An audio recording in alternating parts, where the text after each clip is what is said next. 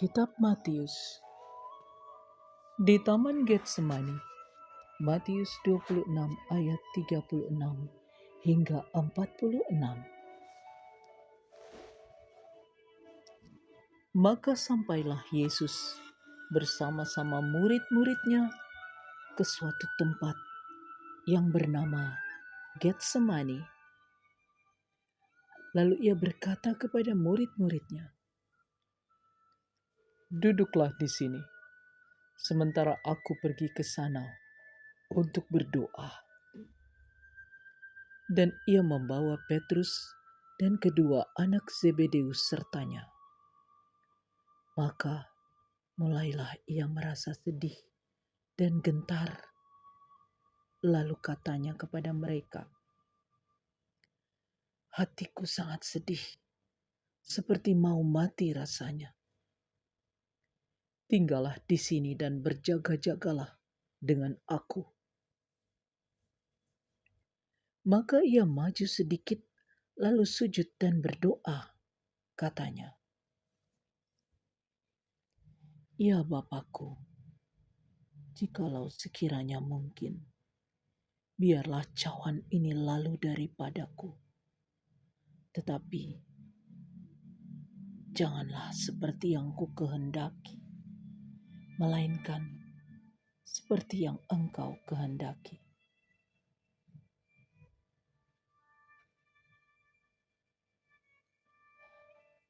Setelah itu ia kembali kepada murid-muridnya itu dan mendapati mereka sedang tidur. Dan ia berkata kepada Petrus,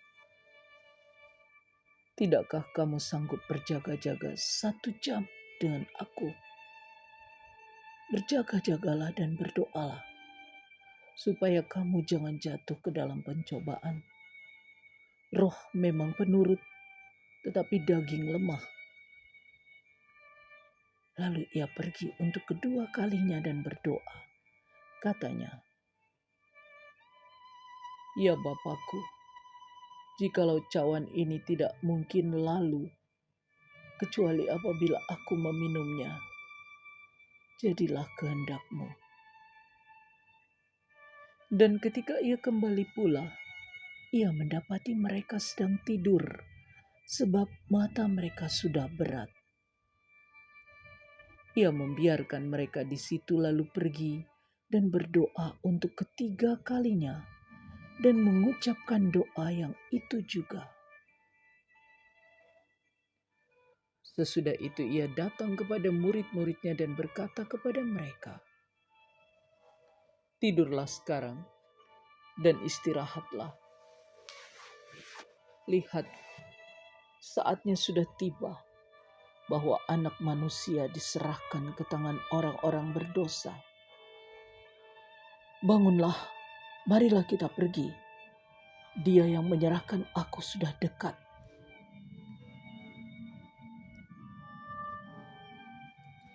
Yesus ditangkap. Matius 26 ayat 47 hingga 56. Waktu Yesus masih berbicara, datanglah Yudas, salah seorang dari ke-12 murid itu, dan bersama-sama dia serombongan orang besar, orang yang membawa pedang dan pentung, disuruh oleh imam-imam kepala dan tua-tua bangsa Yahudi. Orang yang menyerahkan dia telah memberitahukan tanda ini kepada mereka. "Orang yang akan kucium, itulah dia, tangkaplah dia." Dan segera ia maju mendapatkan Yesus dan berkata, "Salam, Rabi," lalu mencium dia. Tetapi Yesus berkata kepadanya, "Hai teman, untuk itukah engkau datang?" Maka majulah mereka memegang Yesus dan menangkapnya. Tetapi seorang dari mereka yang menyertai Yesus mengulurkan tangannya, menghunus pedangnya dan menetakkannya kepada hamba imam besar sehingga putus telinganya. Maka kata Yesus kepadanya, masukkan pedang itu kembali ke dalam sarungnya. Sebab barang siapa menggunakan pedang akan binasa oleh pedang. Atau kau sangka bahwa aku tidak dapat berseru kepada Bapakku supaya ia segera mengirim lebih dari 12 pasukan malaikat membantu aku? Jika begitu, bagaimanakah akan digenapi yang tertulis dalam kitab suci yang mengatakan bahwa harus terjadi demikian? Pada saat itu Yesus berkata kepada orang banyak, "Sangkamu aku ini penyamun, maka kamu datang lengkap dengan pedang dan pentung untuk menangkap aku. Padahal tiap-tiap hari aku duduk mengajar di bait Allah, dan kamu tidak menangkap aku. Akan tetapi, semua ini terjadi supaya genap yang ada tertulis dalam kitab nabi-nabi." Lalu semua murid itu meninggalkan dia dan melarikan diri.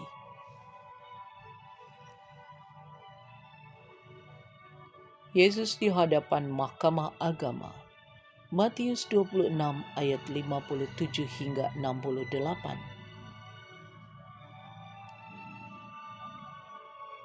Sesudah mereka menangkap Yesus, mereka membawanya menghadap Kayafas, imam besar. Di situ telah berkumpul ahli-ahli Taurat dan tua-tua. Dan Petrus mengikuti dia dari jauh sampai ke halaman imam besar, dan setelah masuk ke dalam, ia duduk di antara pengawal-pengawal untuk melihat kesudahan perkara itu. Imam-imam kepala, malah seluruh mahkamah agama, mencari kesaksian palsu terhadap Yesus, supaya ia dapat dihukum mati. Tetapi mereka tidak memperolehnya, walaupun tampil banyak saksi dusta. Tetapi akhirnya tampillah 2 orang yang mengatakan, "Orang ini berkata, aku dapat merubuhkan bait Allah dan membangunnya kembali dalam 3 hari." Lalu imam besar itu berdiri dan berkata kepadanya, "Tidakkah engkau memberi jawab atas tuduhan-tuduhan saksi-saksi ini terhadap engkau?" Tetapi Yesus tetap diam. Lalu kata imam besar itu kepadanya, "Demi Allah yang hidup, katakanlah kepada kami, apakah engkau Mesias, anak Allah atau tidak?" Jawab Yesus, "Engkau telah mengatakannya. Akan tetapi aku berkata kepadamu, mulai sekarang kamu akan melihat Anak Manusia duduk di sebelah kanan yang Maha Kuasa dan datang di atas awan-awan di langit." Maka imam besar itu mengoyakkan pakaiannya dan berkata, "Ia menghujat Allah. Untuk apa kita perlu saksi lagi? Sekarang telah kamu dengar hujatnya. Bagaimana pendapat kamu?" Mereka menjawab dan berkata, "Ia harus dihukum mati." Lalu mereka meludahi mukanya dan meninjunya. Orang-orang lain memukul dia dan berkata, "Cobalah katakan kepada kami, hai Mesias, siapakah yang memukul engkau?"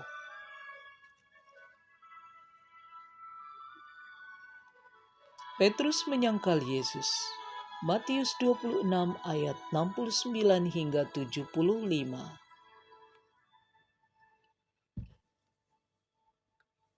Sementara itu Petrus duduk di luar di halaman.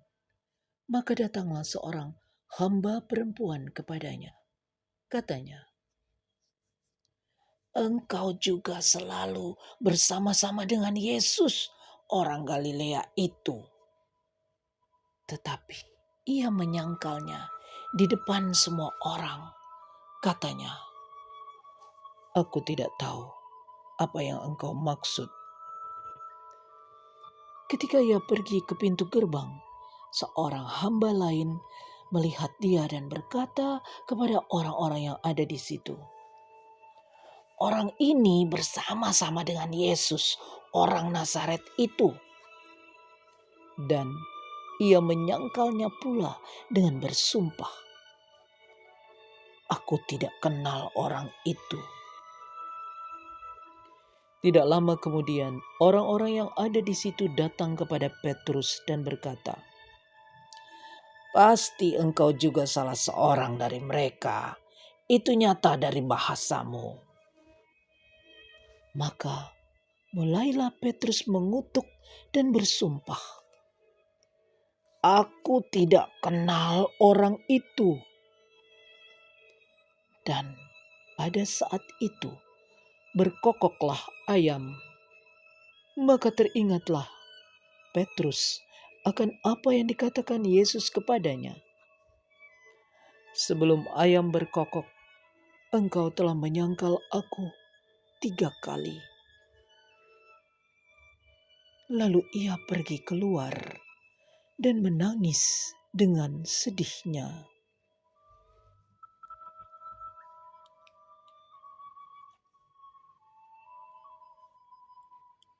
Yesus diserahkan kepada Pilatus. Kematian Yudas. Ketika hari mulai siang, semua imam kepala dan tua-tua bangsa Yahudi berkumpul dan mengambil keputusan untuk membunuh Yesus. Mereka membelenggu dia, lalu membawanya dan menyerahkannya kepada Pilatus, wali negeri itu. Pada waktu Yudas yang menyerahkan dia melihat bahwa Yesus telah dijatuhi hukuman mati, menyesallah ia. Lalu ia mengembalikan uang yang 30 perak itu kepada imam-imam kepala dan tua-tua dan berkata, "Aku telah berdosa karena menyerahkan darah orang yang tak bersalah." Tetapi jawab mereka, "Apa urusan kami dengan itu? Itu urusanmu sendiri." Maka ia pun melemparkan uang perak itu ke dalam bait suci, lalu pergi dari situ dan menggantung diri.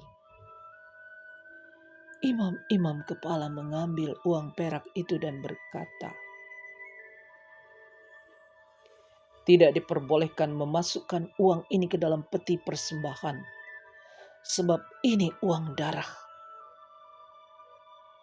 Sesudah berunding mereka membeli dengan uang itu tanah yang disebut tanah tukang periuk untuk dijadikan tempat pekuburan orang asing. Itulah sebabnya tanah itu sampai pada hari ini disebut tanah darah. Dengan demikian, genaplah firman yang disampaikan oleh Nabi Yeremia.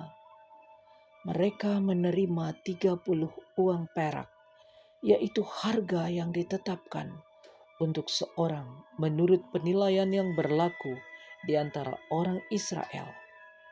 Dan mereka memberikan uang itu untuk tanah tukang periuk, seperti yang dipesankan Tuhan kepadaku.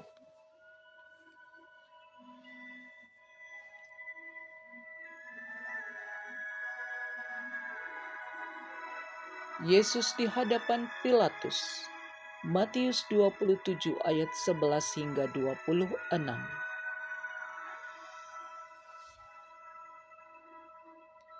Lalu Yesus dihadapkan kepada wali negeri, dan wali negeri bertanya kepadanya, "Engkaukah raja orang Yahudi?" Jawab Yesus, "Engkau sendiri mengatakannya." Tetapi atas tuduhan yang diajukan imam-imam kepala dan tua-tua terhadap dia, ia tidak memberi jawab apapun. Maka kata Pilatus kepadanya, "Tidakkah engkau dengar betapa banyaknya tuduhan saksi-saksi ini terhadap engkau?" Tetapi ia tidak menjawab suatu kata pun sehingga wali negeri itu sangat heran. Telah menjadi kebiasaan bagi wali negeri untuk membebaskan satu orang hukuman pada tiap-tiap hari raya itu atas pilihan orang banyak. Dan pada waktu itu ada dalam penjara seorang yang terkenal kejahatannya yang bernama Yesus Barabas. Karena mereka sudah berkumpul di sana, Pilatus berkata kepada mereka, "Siapa yang kamu kehendaki kubebaskan bagimu? Yesus Barabas atau Yesus yang disebut Kristus?" Ia memang mengetahui bahwa mereka telah menyerahkan Yesus karena dengki. Ketika Pilatus sedang duduk di kursi pengadilan, istrinya mengirim pesan kepadanya, "Jangan engkau mencampuri perkara orang benar itu, sebab karena dia aku sangat menderita dalam mimpi tadi malam." Tetapi oleh hasutan imam-imam kepala dan tua-tua, orang banyak bertekad untuk meminta supaya Barabas dibebaskan dan Yesus dihukum mati. Wali negeri menjawab dan berkata kepada mereka, "Siapa di antara kedua orang itu yang kamu kehendaki kubebaskan bagimu?" Kata mereka, "Barabas." Kata Pilatus kepada mereka, "Jika begitu, apakah yang harus kuperbuat dengan Yesus yang disebut Kristus?" Mereka semua berseru, "Ia harus disalibkan," katanya. Tetapi kejahatan apakah yang telah dilakukannya? Namun mereka makin keras berteriak, "Ia harus disalibkan." Ketika Pilatus melihat bahwa segala usaha akan sia-sia, malah sudah mulai timbul kekacauan, ia mengambil air dan membasuh tangannya di hadapan orang banyak dan berkata, "Aku tidak bersalah terhadap darah orang ini. Itu urusan kamu sendiri." Dan seluruh rakyat itu menjawab, "Biarlah darahnya ditanggungan atas kami dan atas anak-anak kami." Lalu ia membebaskan Barabas bagi mereka, tetapi Yesus disesahnya, lalu diserahkannya untuk disalibkan.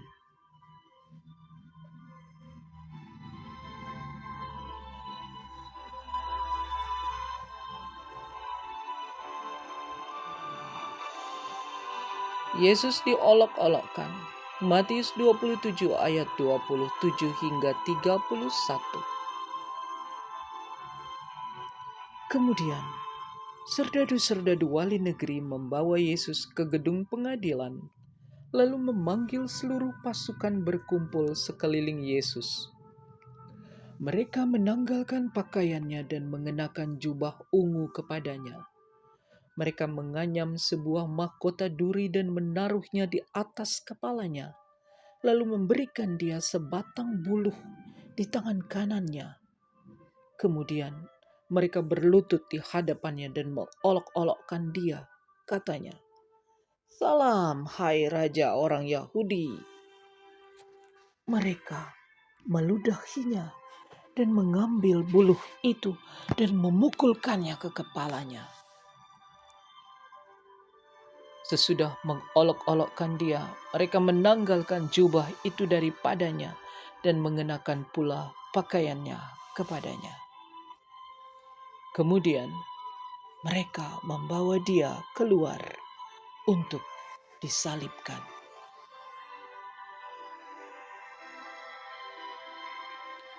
Yesus disalibkan.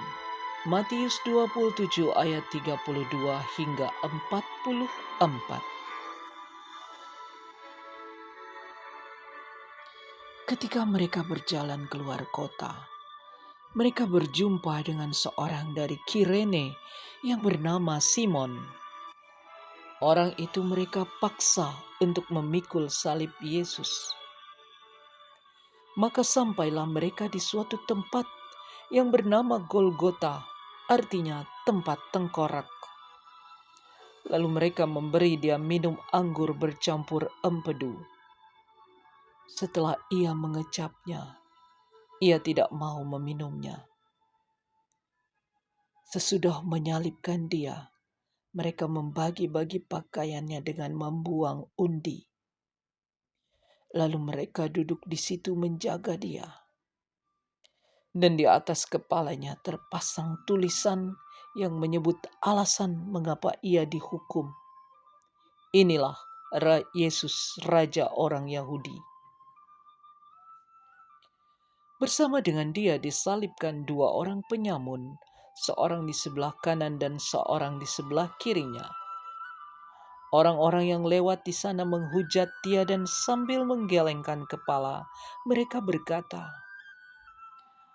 "Hai engkau yang mau merubuhkan bait suci dan mau membangunnya kembali dalam 3 hari, selamatkanlah dirimu jikalau engkau anak Allah. Turunlah dari salib itu." Demikian juga imam-imam kepala bersama-sama ahli-ahli Taurat dan tua-tua mengolok-olokkan dia dan mereka berkata, "Orang lain ia selamatkan, tetapi dirinya sendiri tidak dapat ia selamatkan. Ia Raja Israel. Baiklah ia turun dari salib itu dan kami akan percaya kepadanya. Ia menaruh harapannya pada Allah. Baiklah Allah menyelamatkan dia, jikalau Allah berkenan kepadanya. Karena ia telah berkata, 'Aku adalah anak Allah.'"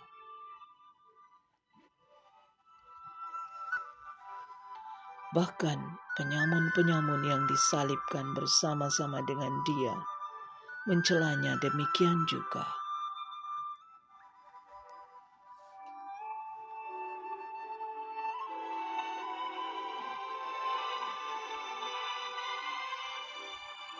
Yesus mati.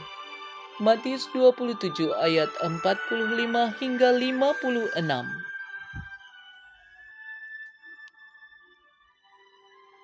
Mulai dari jam 12, kegelapan meliputi seluruh daerah itu sampai jam 3.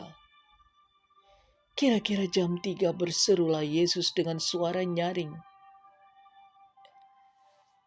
"Eli, Eli, lama sabachthani." Artinya, "Allahku, Allahku, mengapa engkau meninggalkan aku?"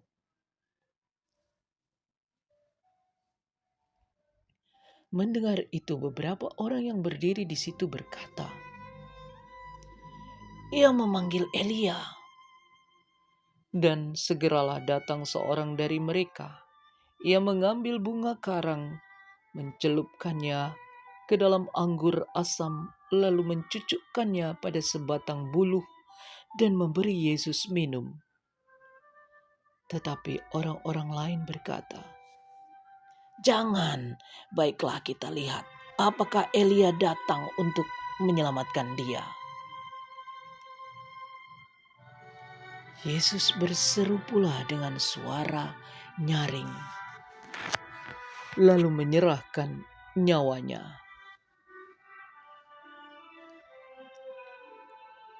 Dan lihatlah, tabir bait suci terbelah dua dari atas sampai ke bawah, dan terjadilah gempa bumi, dan bukit-bukit batu terbelah, dan kuburan-kuburan terbuka, dan banyak orang kudus yang telah meninggal bangkit. Dan sesudah kebangkitan Yesus, mereka pun keluar dari kubur, lalu masuk ke kota kudus dan menampakkan diri kepada banyak orang. Kepala pasukan dan prajurit-prajuritnya yang menjaga Yesus menjadi sangat takut ketika mereka melihat gempa bumi dan apa yang telah terjadi. Lalu berkata, "Sungguh, ia ini adalah Anak Allah." Dan ada di situ banyak perempuan yang melihat dari jauh, yaitu perempuan-perempuan yang mengikuti Yesus dari Galilea untuk melayani Dia. Di antara mereka terdapat Maria Magdalena dan Maria ibu Yakobus dan Yusuf dan ibu anak-anak Zebedeus.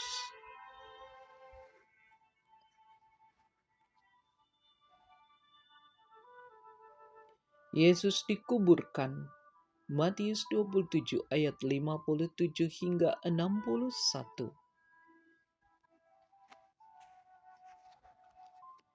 Menjelang malam, datanglah seorang kaya, orang Arimatea, yang bernama Yusuf dan yang telah menjadi murid Yesus juga. Ia pergi menghadap Pilatus dan meminta mayat Yesus.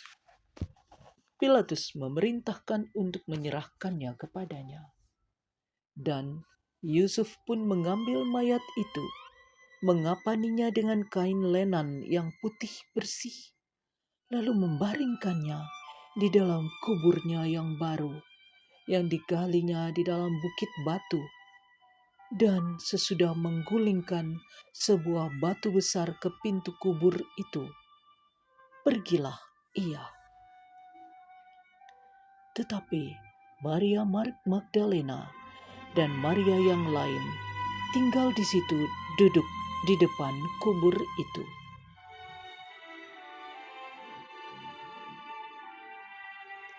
Kubur Yesus dijaga. Matius 27 ayat 62 hingga 66. Keesokan harinya, yaitu sesudah hari persiapan, datanglah imam-imam kepala dan orang-orang Farisi bersama-sama menghadap Pilatus, dan mereka berkata, "Tuan, kami ingat bahwa si penyesat itu sewaktu hidupnya berkata, 'Sesudah 3 hari aku akan bangkit.' Karena itu, perintahkanlah untuk menjaga kubur itu sampai hari yang ketiga. Jikalau tidak, murid-muridnya mungkin datang untuk mencuri dia, lalu mengatakan kepada rakyat, 'Ia telah bangkit dari antara orang mati,' sehingga penyesatan yang terakhir akan lebih buruk akibatnya daripada yang pertama." Kata Pilatus kepada mereka, "Ini penjaga-penjaga bagimu. Pergi dan jagalah kubur itu sebaik-baiknya." Maka pergilah mereka, dan dengan bantuan penjaga-penjaga itu, mereka mematrai kubur itu dan menjaganya.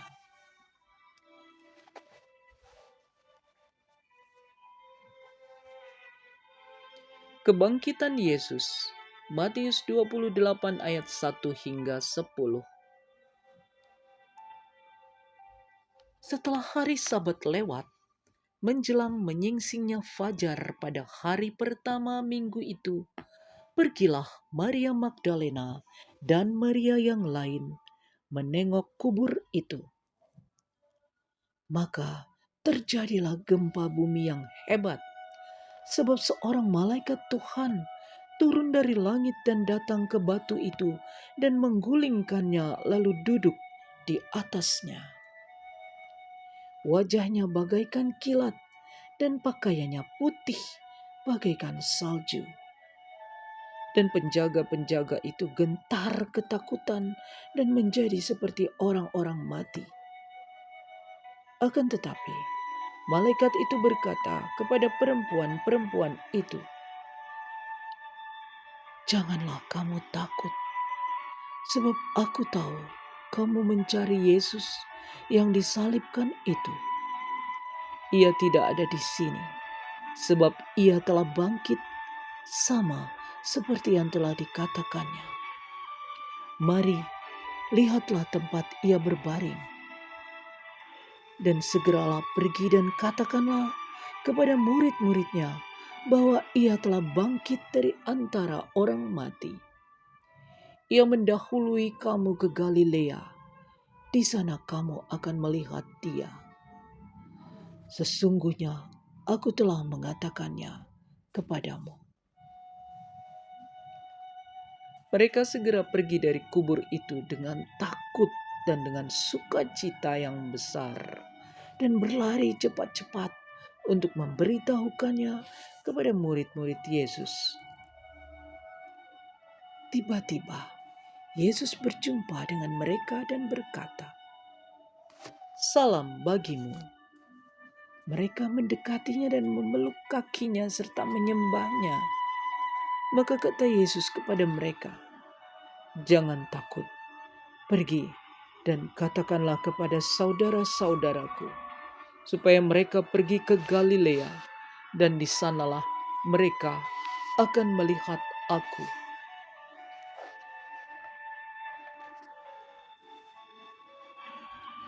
Dusta Mahkamah Agama, Matius 28 ayat 11 hingga 15. Ketika mereka di tengah jalan, datanglah beberapa orang dari penjaga itu ke kota dan memberitahukan segala yang terjadi itu kepada imam-imam kepala.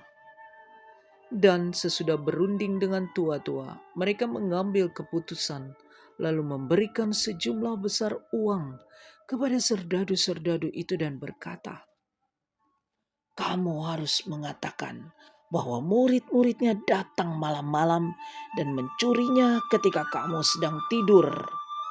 Dan apabila hal ini kedengaran oleh wali negeri, kami akan berbicara dengan dia, sehingga kamu tidak beroleh kesulitan apa-apa." Mereka menerima uang itu dan berbuat seperti yang dipesankan kepada mereka. Dan cerita ini tersiar di antara orang Yahudi sampai sekarang ini.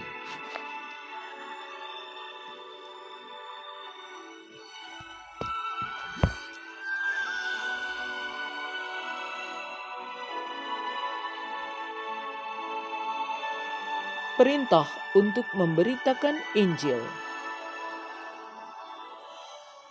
Dan ke-11 murid itu berangkat ke Galilea, ke bukit yang telah ditunjukkan Yesus kepada mereka. Ketika melihat dia, mereka menyembahnya. Tetapi beberapa orang ragu-ragu. Yesus mendekati mereka dan berkata, "Kepadaku telah diberikan segala kuasa di sorga dan di bumi. Karena itu, pergilah, jadikanlah semua bangsa muridku, dan baptislah mereka dalam nama Bapa dan Anak dan Roh Kudus, dan ajarlah mereka melakukan segala sesuatu yang telah kuperintahkan kepadamu. Dan ketahuilah, aku menyertai kamu senantiasa sampai kepada akhir zaman."